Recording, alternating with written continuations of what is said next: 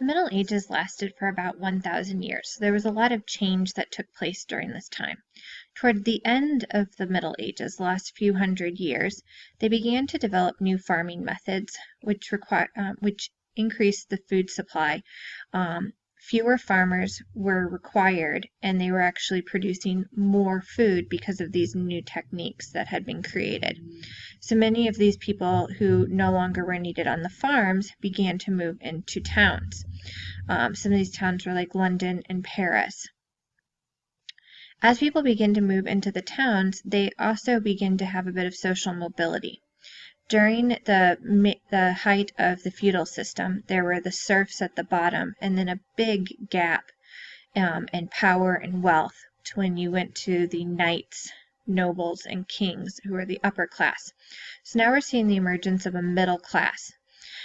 These are some of the workers in towns who are going to have their own businesses. They are no longer living off of the land the way the serfs and peasants had on the farms. They're producing different types of objects in the town. Trade had begun to increase as a result of the Crusades mentioned in our last discussion. And they don't have to live off the land entirely. They're doing other jobs. As a result of these different types of jobs, something called a guild is going to form. A guild is like a modern-day trade union. It's going to protect the rights of the workers, set prices, and set wages. It's also going to raise the level of professionalism of the different trades.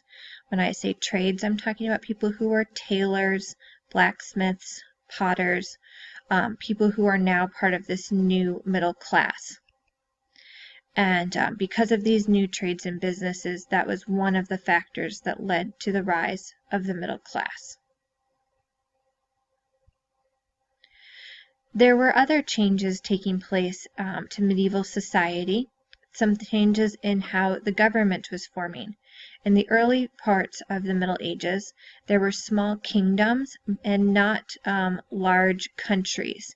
During the Middle Ages, the modern kingdoms of England, which will become Great Britain, and France are forming.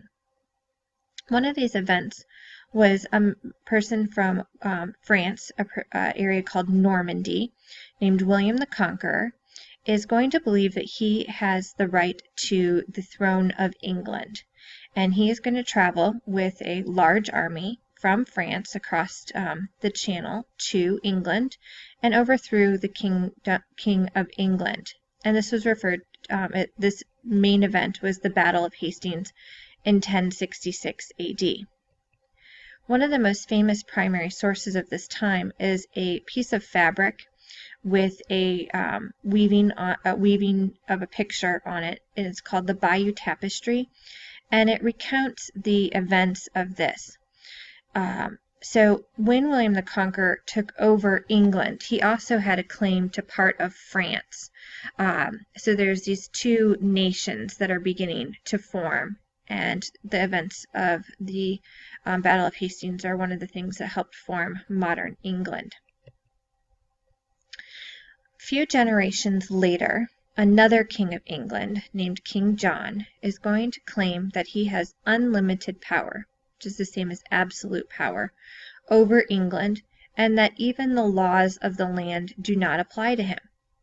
Now, clearly that does not go over well with the people of England, so there is a group of people called nobles, who are the lords who own some of the land.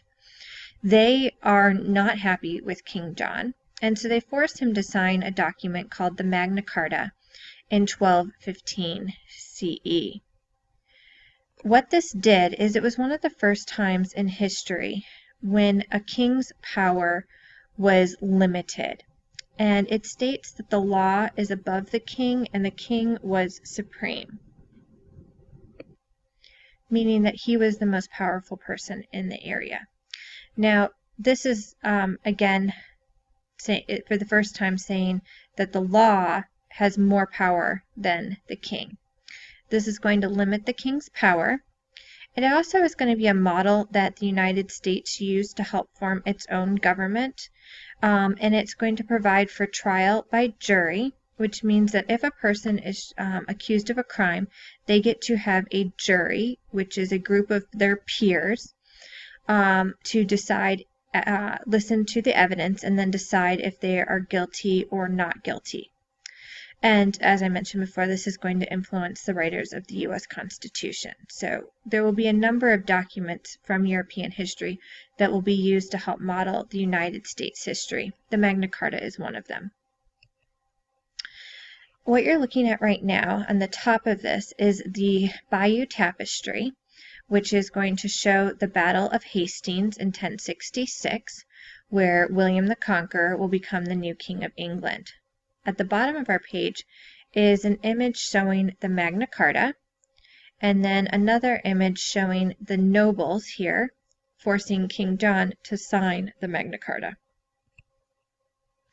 One of the most influential events in bringing Europe out of the Middle Ages was in 1347 CE, and this was the Black Death, also known as the Plague.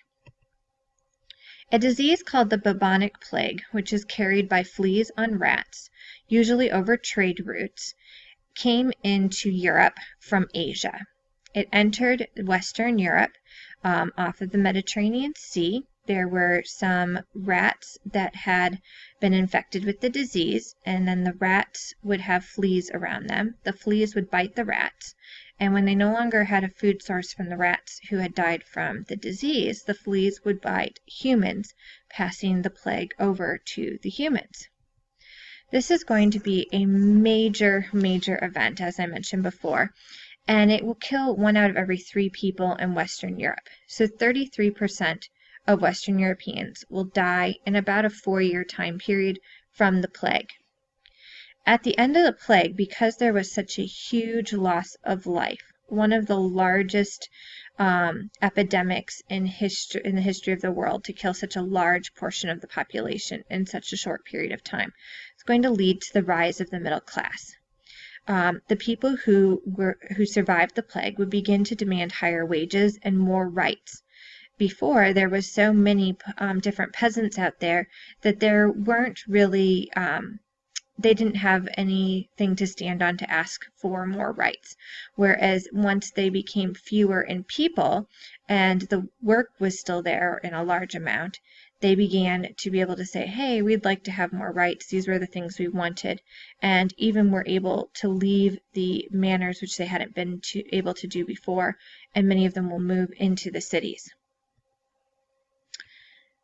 So the plague will spread. It will come first into these islands off of Italy, and it will spread in just a few years, first through modern-day Italy, modern-day France, and modern-day Spain, then moving further north up into England and even further up. There were only a few regions, as you can see here in these green regions, that were unaffected. Almost all of Europe was affected by the plague over this about 4-year time span. So it was highly contagious. There also was not a great deal of education about how disease spread at this time.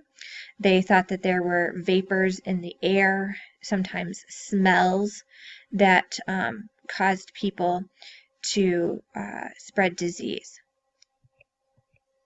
So some of the symptoms of the plague were, first, it was called the bubonic plague because something called a buboes would form in the person's armpits, usually near their lymph nodes, and it sometimes would become about the size of an egg and sometimes as big as an apple or an orange.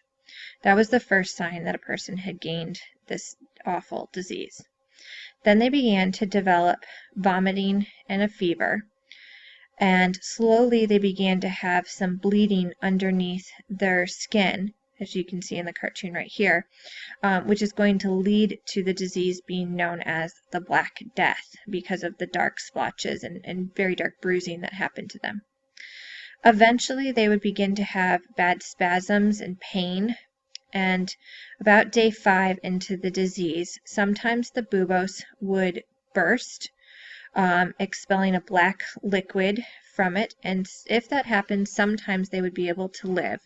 That would allow some of the disease to escape the body, but unfortunately also led to many people getting infections from this time period because they weren't in a very sterile or hygienic situation.